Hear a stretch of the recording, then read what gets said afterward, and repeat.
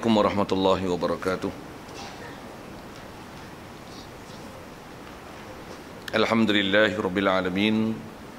Wassalatu wassalamu ala asyrafil anbiya'i wal mursalin wa ala alihi wa sahbihi ajma'in. Subhanaka la ilma lana illa ma 'allamtana innaka antal alimul hakim. La haula wa la quwwata illa billahil aliyyil azim. Rabbi shrah li sadri wa yassir li amri wahlul 'uqdatam min lisani yafqahu qawli. اللهم افتح علينا بفتوح العارفين بك اللهم اجعلنا من الذين يستمعون القول فيتبعون احسنه اللهم علمنا مما جهلنا وانفعنا بما علمتنا وزدنا علما نافعا يا رب العالمين. قال الشيخ المصنف رحمه الله تعالى ونفعنا به وبعلومه في الدارين آمين. Kitab kita di muka surah 14 kata musannif rahimahullah taala, dan dikehendak dengan bangkai binatang yang hilang hidupnya dengan ketiadaan sembelih yang dimuktabarkan pada syarak, seperti sembelih binatang yang tiada dimakan seperti himar dan bagal, dan yang disembelih dengan tulang, dan sembelihan majusi dan orang yang muhrim pada sembelihan perburuan. Hadirin sekalian, pertama sekali marilah kita rasakan syukur, terima kasih kepada Allah Ta'ala. Kesyukuran kita pertama sekali adalah syukur di atas nikmat hidup yang masih Allah Ta'ala beri pada kita hingga ke hari ini. Kita diajar oleh Nabi SAW mensyukuri nikmat hidup dengan membaca doa Alhamdulillahilladzi ahyana ba'dama amatana wa ilaihi nusyur setiap kali selepas kita bangun tidur. Kerana itu adalah kesyukuran kita, kita puji Allah Ta'ala di atas nikmat dihidupkan kita setelah ditidurkan kita sementara dengan ditidurkan kita. Syukur kita di atas Islam yang kita perolehi sejak pada lahir lagi, lebih-lebih lagi kita syukur kepada Allah Ta'ala dijadikan kita boleh ke masjid, ke surau, ke majlis ilmu. Dengan itu dapat kita mempelajari ajaran-ajaran Nabi SAW. Syukur banyak-banyak juga yang Allah Ta'ala jadikan kita boleh berada dalam majlis ilmu, boleh faham ilmu, boleh memahami ajaran-ajaran yang dibawa datang oleh Nabi kita Muhammad SAW. Itu pula tu dijadikan kita boleh membenarkannya, mengikutinya, patuh taat pula pada perintahnya, dan serta haloba untuk terus menambah dan memantapkan apa-apa ajaran yang pernah disampaikannya. Syukur banyak-banyak nikmat yang besar Allah Ta'ala beri ke kita. Syukur juga kesihatan, kelapangan masa. Juga syukur di atas nikmat keupayaan dan kederat yang diberi pada kita boleh hadir untuk solat maghrib berjemaah. Juga diberikan kesempatan untuk berada dalam majlis ilmu. Dan insya-Allah kita manfaatkan pertemuan malam ini meneruskan bacaan kitab daripada kitab Matlaq Badrain ini insya-Allah. Dan kita dalam masjid ni marilah kita nak iktikaf sama-sama, kerana masjid adalah tempat ibadat dan dia boleh dapat peluang iktikaf. Cuma iktikaf adalah ibadah, ibadah tak sah melainkan dengan niat.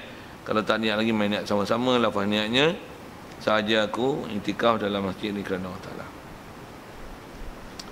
Baik, kata musannif rahimahullah ta'ala, dan dikendaki dengan bangkai binatang adalah binatang yang hilang hidupnya dengan ketiadaan sembelih. Situ rasanya sambungan kita. Hadirin sekalian, apa yang kita nak sambung ni adalah sikit tentang huraian tentang bangkai, dan dia sebut sikit tentang masalah sembelihan, yang mana dasar kita bicara adalah tentang kulit bangkai asalnya, bagaimana kaifiat menyamak dan apa dia yang boleh disamak dan tak boleh disamak daripada bangkai, dan bagaimana kaifiat menyamak dan apa yang boleh disamak. Antara yang terakhir kita bicara adalah selain daripada bangkai anjing dan babi dan keturunan antara keduanya ataupun salah satu daripadanya adalah dihukumkan najis, yang itu tak boleh disamak sama sekali. Begitu juga antara yang tak boleh disamak adalah tulang, bulu, tanduk atau seumpamanya menepati itu. Yang boleh disamak hanyalah kulit sahaja. Baik. Jadi yang kita nak sambung ni adalah nak sambung tentang bangkai supaya kita kenal pasti elok apakah yang dikatakan bangkai itu. Baik. Kata dia, dan dikendaki dengan bangkai. Kita sebut bangkai ni apa dia? Kalau bahasa Arabnya disebut dengan mayyitah. Mayyit. Itu maitah silap sebut. Bukan maitah. Maitah. Kalau kita baca dengan mayyitah, mayyit, kalau kita sabdukan ya, dia akan hukum mayat. Nah, terjemah Melayu kita mayat, maksudnya mayat manusia. Kalau mayyitah, mayat manusia. Kalau mayit, mayat lelaki. Kalau mayyitah, mayat perempuan. Satu sebanyak mayat, usolli ala hadzal mayyit. Kalau perempuan hadhil mayyitah. Tapi kalau tak ditasydidkan ya, dia akan makna bakai. Bunyi kita sikit ni. Bunyi bangkai. Ini bangkai ni apa? Bangkai maksudnya ni dia bagi takrif, jadi bukan manusia lah. Satu, innama Quran sebut innama harrama alaikumul maitah, bukan innama harrama alaikumul mayyitah. Innama harrama alaikumul maitata. Maitah, ini maitah maksudnya bangkai. Okey. Kalau itu bangkai ni apa? Baik. Tarikh bangkai adalah begini. Untuk nama bangkai dia binatang lah. Tumbuhan tak panggil bangkai. Binatang nak nama bangkai mesti binatang, dan binatang yang nama bangkai ialah binatang yang hilang hidupnya. Dengan bahasa lain, binatang yang mati dengan ketiadaan sembelih yang dimuktabarkan pada syarak. Apa binatang yang mati tanpa ada sembelihan syar'i. Istilah sembelihan syar'i maksudnya sembelihan yang mematuhi piawaian syarak. Jadi apa-apa yang tak disembelih sama sekali ataupun disembelih tapi tak mematuhi piawaian syarak, dia adalah bangkai. Bangkai. Baik, apa yang kita nak faham tu ialah bangkai. Baik, contoh diberi apa yang dikatakan bangkai. Seperti kata dia, sembelih binatang yang tiada boleh dimakan, seperti himar. Himar apa? Keldai. Keldai ialah antara binatang yang haram dimakan. Keldai, spesies keldai tak boleh makan lah. Kalau ada dalam kitab disebut keldai, dalam kitab disebut himarul wahsy, himarul ahli. Kalau himarul ahli, keldai. Dan umum kitab sebut himar, maksudnya himar ahli, keldai lah. Yang boleh dimakan kalau dalam kitab disebut himarul wahsy. Himarul wahsy terjemah bahasa kita adalah kuda belang. Kuda belang. Kuda belang boleh makan. Jaga sikit dalam bahasa himar tu. Pasal dalam kitab ni ada orang kadang-kadang dia bahasa Arab tak faham, dia terjemah betul-betul buta-buta ambil pada bahasa Arab je. Himarul ahli maksudnya kadang-kadang diterjemah dengan keldai jinak. Himarul wahsy, keldai liar. Ada orang kata macam ni, keldai jinak tak boleh makan, keldai liar boleh makan. Jaga sesat tu. Sesat dari segi amalan lah, tak adalah sesat akidah tu. Dia kata keldai kalau kita bela jinak tak boleh makan, kalau keldai hutan boleh makan. Dia pula salah tu, salah maksud. Huraian bahasa Arab himarul ahli dengan himarul wahsy. Kalau himarul ahli terjemah kita bahasa kita keldai, bahasa orang putihnya donkey je lah. Kalau himarul wahsy dia lah kuda belang bahasa Melayu, bahasa Inggeris zebra. Walaupun himar pasal kita keldai ni keldai lah. Kalau kuda belang kita panggil kuda. Arab keldai ialah keldai, kuda belang dia kata himar. Tapi himarul wahsy, faham? Kita kuda belang kita miripkan dia dengan kuda, tapi kalau tengok dekat dia mirip juga dengan keldai. Arab dia bahasakan himarul wahsy, kita kuda belang. Boleh faham saya sebut apa? Macam mana pun saya nak sebut spesies binatang tak boleh makan. Jadi keldai bila tak boleh makan, kita sembelih boleh makan tak? Tutang tak boleh makan. Soal, himar yang kita sembelih tu bangkai. Pasal apa bangkai pula dah sembelih? Jawab. Tu nak faham takrif dia berilah. Cerodik tak cerodik guna takrif tu. Pasal apa jadi bangkai? Sembelih kan? Sembelih maksudnya potong dua urat tu lah. Pasal apa nak jadi bangkai?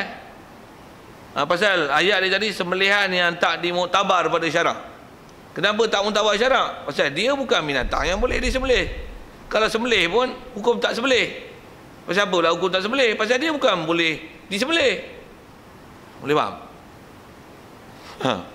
Pasal dia bukan binatang yang disuruh sembelih.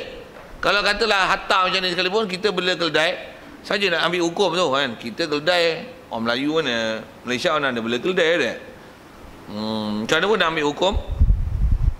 Katalah keldai tu kena menyakit, nak mati. Kesian kita tengok keldai tu nak mati lah. Untuk macam mana nak bagi hilang rasa kesian tu, macam mana? Hilang rasa kesian, kok bahasa saya tak betul lah. Maksudnya supaya bagi dia cepat mampus lah. Tengok dia sakit, katalah kawan tu nak mati, katok dia mampus, apa sembelih dia bagi dia mati cepat sikit. Betul tak tu? Faham tak saya tanya apa ni? Ketidur lagi weh. Boleh macam tu? Sembelih macam mana? Tak ada, biar dia mati gitu.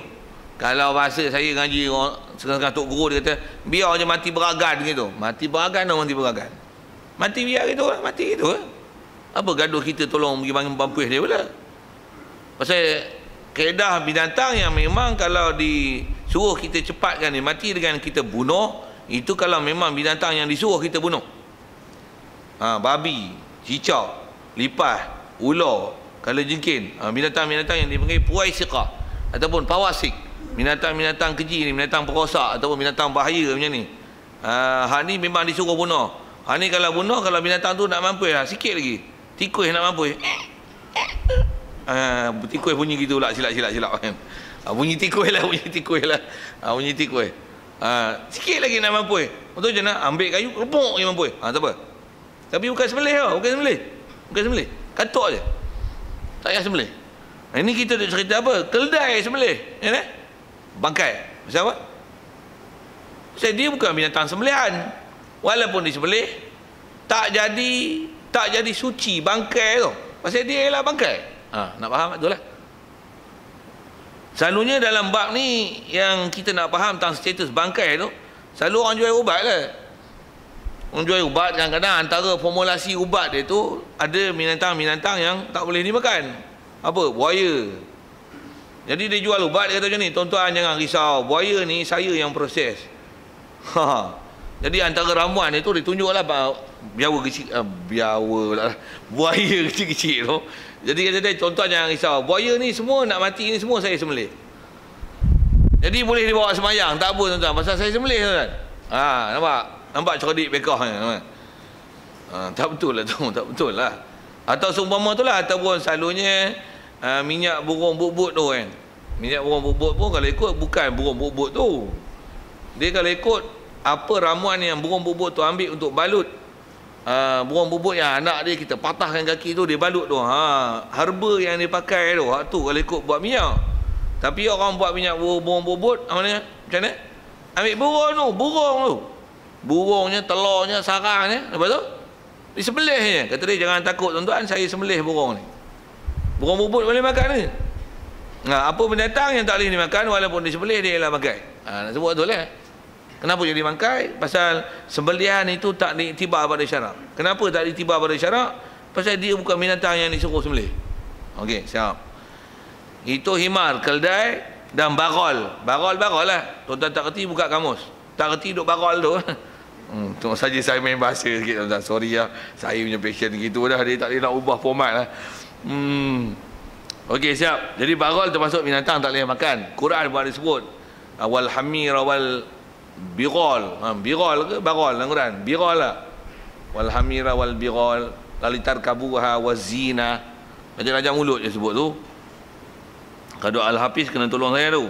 Kalau dia pun Hafiz tapi tak Hafiz, terus tu. Siapa saya tak tahu. Baik. Pasal binatang barol tu ada sebut dalam Quran. Apa lagi nak sebut? Siap, selesai tu. Jadi dia bagi contoh keldai dan dia bagi contoh barol. Lain tu sendiri faham lah kan. Dari segi kaedah dia dah bagi. Sembelih harimau, sembelih apalah binatang yang tak boleh dimakan, walaupun disembelih dia adalah bangkai. Siap, selesai. Itu adalah bangkai. Jadi kalau katalah harimau mampus, kalau disembelih sekalipun dia mati. Jadi nak sebut tentang yang kita boleh ambil manfaat dengan apa yang kita dah belajar dulu, yang boleh ambil adalah kulit dia. Lepas tu disamak. Jadi kulit dia tu boleh disamak. Sebut tu lah. Kalau nisbah boleh samak. Atas kita nak kenal bangkai, bangkai lah tu. Okey, siap. Dan yang disembelih. Baik. Satu lagi yang termasuk dalam kategori bangkai adalah yang ni disembelih, tapi disembelih dengan tulang. Okey. Kaedah sembelihan mesti sembelih, wajib kita dalam mazhab Syafi'i dua urat yang utama mesti disembelih. Urat makan dan urat nyawa. Urat makan, urat nyawa lah, bahasa mudah gitulah. Dua urat tu memang wajib. Kalau mazhab lain ada sampai 4. Dia urat yang tepi kiri kanan tu wajib disembelih juga, diputuskan juga. Kita dalam mazhab Syafi'i 2 urat tu saja. Dan mesti putus, jangan ada apa-apa tinggal walaupun genting sikit aja. Kalau itu tertinggal tak putus, bangkai.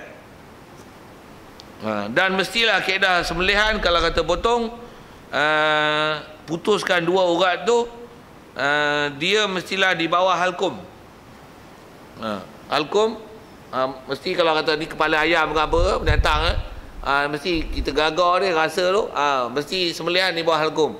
Kalau atas pada halkum, dia bukan leher lah, nak jadi dagu lah. Dia nak jadi dagu, satu mesti bawah pada halkum. Boleh. Kalau binatang yang tekuk panjang macam angsa apa, disuruh sembelih bawah. Macam unta apa, disuruh sembelih bawah, hampir kat sini, bukan kat sini. Macam mana pun sembelih sini sah, tapi disuruh sembelih kat sini. Sebab apa? Dia memudahkan mati. Memudahkan mati. Macam mana pun nak sebut syarat sembelihan, itu tanpa potong urat, dan mesti alat dia jangan tulang gigi. Dia mesti tajam, dan selain daripada tulang gigi, daripada komponen binatang ni. Kalau tulang gigi, apa yang termasuk dalam kategori itulah, gading, sumbu, tanduk, tak boleh. Tak boleh. Dia mesti lain melihat tu. Sekalipun gunakan sembilu buluk, terbelah tu, tajam tu, hak tu kita jadikan alat sembelihan, sah. Tapi jangan pakai tulang, walaupun orang jual tulang tajam sekalipun. Okey, siap. Jadi kalau sembelih dengan tulang tak cukup syarat, bangkai. Siap. Itu kalau sebut alat. Jadi yang tu sembelihan tak mutabar syarat pasal alat tak menepati piawaian. Lagi, dan sembelihan majusi. Majusi adalah orang sembah api. Kalau asal takrif-takrifan kita lah. Termasuk dalam istilah majusi ini adalah apa-apa hukum orang kafir yang bukan ahli kitab daripada Bani Israel yang ikut kitab Taurat dan Injil yang asli. Kalau orang ahli kitab daripada Bani Israel yang yang ikut kitab Taurat ataupun Injil yang asli, dan keturunan mereka itu memang daripada dulu adalah Bani Israel yang ikut kitab Taurat ataupun Injil yang asli, yang original, sebelum daripada datang mansuhnya hukum tu, maka mereka keturunan hak ni, walaupun nama kafir ahli kitab yang menepati takrif ni, sembelihan dia boleh dimakan. Dan kalau orang lelaki boleh kahwin dengan ahli kitab ni. Kalau tak faham tanya lain, saya sebut selalu kali ringkas tu. Yang ni ialah takrif ahli kitab yang boleh dimakan sembelihan, dan ahli kitab yang boleh orang lelaki kita kahwin dengan perempuan dia. Adapun Kristian, itu bukan ahli kitab, itu termasuk majusi pasal sembah bahala, sembah salib. Itu bukan ahli kitab, bukan ahli kitab yang istilah ahli kitab, sembelihan ahli kitab. Begitu juga orang lelaki boleh kahwin perempuan ahli kitab. Ahli kitab tu kena ambil definisi elok-elok. Bukan ahli kitab tu adalah orang Kristian, bukan. Pasal ahli kitab yang dalam takrif kitab yang kita bicara dalam kitab fiqh, dalam Quran, dalam tafsir, antaranya sembelihan ahli kitab dan orang perempuan yang orang lelaki kita, orang Islam kita, lelaki boleh kahwin dengan perempuan ahli kitab, dia mestilah Bani Israel dan ikut Taurat dan Injil yang asli. Dan memang keturunan mereka pada dulu memang berketurunan, salah silahnya mengikut kitab Taurat dan Injil. Yang lain ni istilahnya dipanggil orang Yahudi ataupun Kristian Ortodoks. Ada lebih kurang macam tu kot. Tapi mesti Bani Israel. Kalau Amerika, Afrika, Korea, China, ni tak main, ni tak ditaklif pun ikut kitab Taurat dan Injil. Pasal apa? Taurat dan Injil, Taurat untuk Nabi Musa, Injil untuk Nabi Isa. Dua-dua ni orang Ta'ala hantar untuk Bani Israel saja. Jadi bangsa lain tak taklif untuk ikut kitab Taurat dan Injil. Bangsa lain kena ikut Quran. Kena ikut Quran. Satu, bila mereka jadi Kristian, tu tak dipanggil ahli kitab, itu ahli bahlul. Sajalah saya guna bahasa itu kan. Satu, zaman sekarang ni bila ada orang keluar fatwa-fatwa dia kata ahli kitab boleh kahwin dengan Kristian. Pasal apa? Pasal kita yang tu ahli kitab, kita orang Islam lelaki boleh kahwin dengan ahli kitab. Itu bangang tu. Itu yang barol lah tu. Itu barol. Natang haram. Baru lagi benda haram saja nak sebut benda haram tu. Salah sebut fakta. Fakta ilmu tak betul. Kerana yang cakap syekh-syekh pula tu. Itu masalah kita. Kita tengok mengaji kitab, alah baca kitab Jawi je pun boleh faham. Dia orang ni orang kata, dia orang tu syekh-syekh pakar. Tak ada pakar. Kadang nama je syekh, tapi bodoh. Dengar tuan, saya sebut. Saya punya bahasa macam ni lah. Tambah zaman kita lah ni tuan-tuan. Allah, takut tengok. Yang kita tengok bodoh ni, bukan orang kampung-kampung ni. Yang kampung yang bodoh ni ada je kan. Tapi yang ada title-title tu, yang ada PhD apa ni. Tapi nampak macam orang educate. Tapi bodoh. Tak apa-apa lah. Keluar kenyataan macam cerdik telajak, macam OKU. Buah pergi tu. Baik. Jadi asal nak sebut tang tulang tu. Jadi tulang tu nak sebut tang majusi asal. Tulang selesai dah majusi. Jadi termasuk majusi tu apa-apa orang kafir termasuk dalam kafir tu murtad lah. Orang murtad sembelih tak boleh makan. Orang kafir sembelih tak boleh makan. Jadi kalau murtad tu buat misal, kalau Malaysia ni orang dah kenal sangat dah, Kasih Ahmad tu kalau dia sembelih, kita boleh makan tak? Tak boleh makan. Maksud apa? Mana pernah dengar ditarik balik kenyataan dia? Kenyataan apa? Takkan tak kerti kot. Pelik orang Malaysia tak kerti. Kata duduk bawah terburung baru keluar. Ke balik dari planet Pluto, dia tak tahu perkembangan Malaysia. Sikit tu, saya usik-usik gitu. Pasal apa tu? Pasal kalau memang confirm dia jatuh murtad dengan sebab apa-apa yang menyebabkan dalam akidah kita boleh jadi batal, walaupun dia mengucap kalimah syahadah, tetapi mengucap kalimah syahadah dengan dia tak menarik balik apa benda yang menyebabkan dia jadi murtad. Antaranya dia kata hadis tak boleh pakai Quran saja, out. Jadi kalau nisbah sembelihan tak boleh pakai. Bahkan dia yang kena sembelih. Istilah sembelih itu maksudnya kena bunuh kalau ikut syarak. Masuk kena sembelih itu maksudnya kena bunuh. Jadi bicara mahkamah tengok sampai kesalahan, dia pun berkerah dengan kaedah dia. Lepas tu suruh dia taubat, tak nak, ancam dia dengan bunuh. Pun dia degil kat bunuh kan. Tapi Malaysia tak ada undang-undang tu. Boleh kabur je lah. Boleh kabur je. Tapi nak sebut prosedur hukum kita dalam syarak, itulah undang-undang yang ada. Jadi asal bicara sembelihan. Jadi apa-apa isu akidah yang menyebabkan seorang tu atas kata dia Islam boleh jadi murtad, jagalah orang-orang macam ni. Sembelihan ni tak boleh makan. Kalau disebah jadi imam, tak boleh jadi imam pun. Kita sembahyang tak boleh imam dengan dia. Pasal apa? Pasal ada benda akidah dia menyebabkan dia jadi murtad. Na'udzubillah.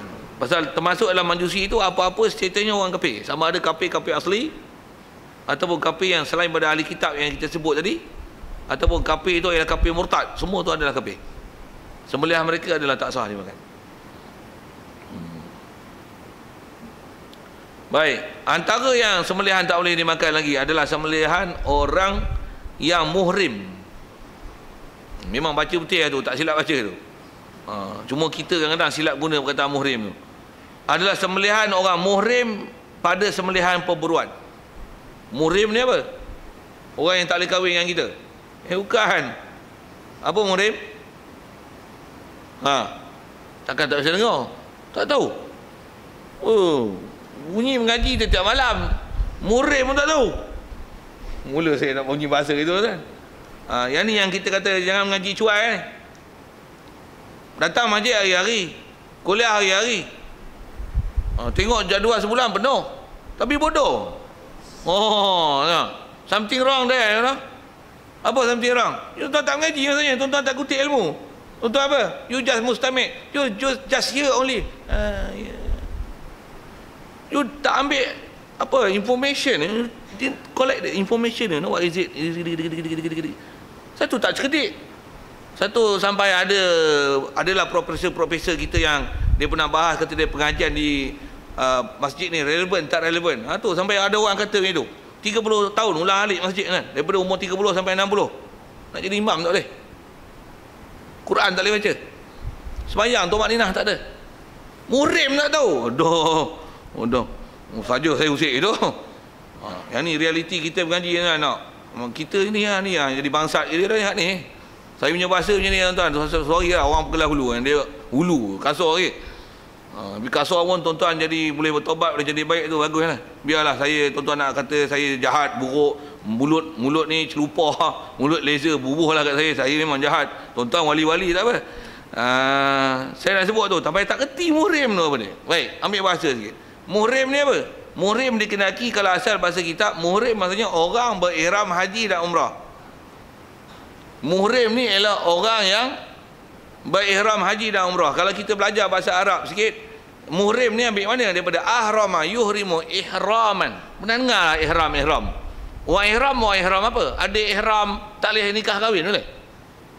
Mana ada? Orang tak boleh nikah kahwin tak panggil ihram, dia panggil muharramat.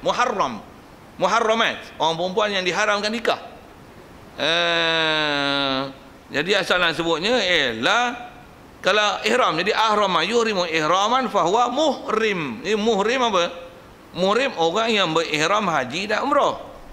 Jadi kalau orang yang berihram haji dan umrah, dia sembelih binatang pemburuan, apa masalahnya? Kalau kita belajar bab haji, ni pun orang balik haji ada ke? Dah pergi haji dah? Kalau tak pergi haji pun tak biasa belajar bab haji. Tengok. Pasal apa? Bila masa dalam ihram haji, apa pantang larang haji yang kita nak bicara ni? Apa? Haram memburu. Apa yang tak boleh buru? Binatang pemburuan lah. Pemburuan mana tak boleh buru? Pemburuan darat. Kalau jadi nelayan tak apa, tangkap ikan tak apa. Darat tu, termasuk darat tu adalah binatang darat ataupun burung. Burung termasuk binatang darat. Jadi dalam masa ihram, memburu adalah haram. Baik, kalau kita sembelih, tapak tangkap sembelih, tengah duduk di Arafah ke apa ke, dia tengok burung pati, elok kita pun, ni buat gula sedap betul. Ambil sembelih, bangkai. Walaupun alat tajam, walaupun Islam, tapi dia dalam keadaan ihram haji ataupun umrah. Jadi kalau pergi Arafah tu ihram haji lah. Dia ihram haji, bangkai. Pasal apa bangkai? Pasal dia adalah orang yang diharamkan untuk memburu binatang pemburuan dalam masa ihram haji. Jadi dia adalah bangkai. Dia adalah bangkai. Pasal apa? Pasal dia sembelihan yang tak iktibar syarak. Macam mana dalam ihram dia jadi wali, dia nikahkan anak perempuan dia. Tak boleh, tak sah. Pasal apa? Dalam bab ihram dia tak sah untuk menikahkan anak. Ataupun dia jadi lelaki, dia pengantin lelaki, dia terima nikah dalam masa dia ihram haji atau umrah. Tak boleh ada. Walaupun dia tak ada buat hubungan apa-apa dengan isteri dia, tapi menikahkan dalam keadaan ihram tak sah. Tak sah. Nak sebut pasal apa tu? Yang tu tak menepati piawaian syarak. Dia nikah yang tak mutabar. Itu kalau masalah nikah, kita duduk bicara masalah sembelihan. Sembelihan itu adalah sembelihan yang tak mutabar. Pasal apa tak mutabar? Pasal dia muhrim. Okey, muhrim tu dah selesai. Untuk orang yang haram nikah apa? Muhrim. Apa? Mahram. Ataupun nak baca antara wajah yang boleh baca bukan mahram tapi muharram. Jadi kita bulan Muharram pula. Lantak kalau kau ingat bulan Muharram. Tu pun ada tulis hari. Saya tengok ada tulis bulan Muharram 2015 ada 282 hari ke apa nombor hari dah. Tak simpan elok. Sorry lah, maklumat tak apa cantik. Nak cerita apa tu? Nak sebut Muharram tu. Jadi Muharram, okey betul. Maksudnya orang yang diharamkan nikah. Tapi muhrim itu orang ihram haji dan umrah. Yang ni yang kalau kita tak kerti Arab, hantam sajalah. Kadang baca mana betul, baca tak betul. Tak kenal kat tu.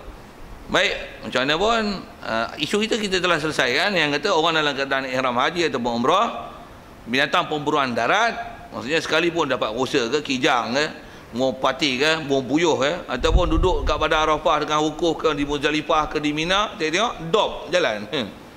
Ini dop rezeki jangan ditolak katanya. Pisau ada, apa lagi? Sembelih lah. Dop termasuk dalam binatang perburuan. Jadi apa? Sembelih. Sembelih tu dan sebab dam satu hal. Istilah dam kena dam kan. Dop kalau ikut kira macam mana? Kalau dia kata kambing lah. Yang tu tengok bab haji tu nak sebah dam. Bahkan kalau binatang perburuan ni sikit kita sama menyambi bab haji tu. Kalau binatang perburuan ni kalau dalam musim haji kita halau tu berharam. Syuh. Tak dosa apa-apa kan dia. Biarkan. Sebab binatang perburuan. Maksudnya dia binatang yang kita boleh makan sepatutnya. Tapi dalam masa ihram tak boleh ambil. Usip jangan. Halau tak boleh. Hatta kalau ada orang memburu kita tolong tunjuk. Nak cek usaha kan? Dop tu. Tunjuk haram. Betul tak? Jadi kalau nisbah dia bunuh dia tak salah. Tapi kita salah je. Salah apa? Salah tunjuk. Halang tunjuk. Tu pergi ngaji Pak Haji. Tak biasa dengar ni. Pergilah ngaji. Oh Allah. Ni musim haji, kursus haji sini ada kan? Mula dah. Janganlah tunggu nak pergi haji, otak pun dah merin, mata pun dah kabar, telinga pun dah pekak, ubat pun bertabur. Apa lagi?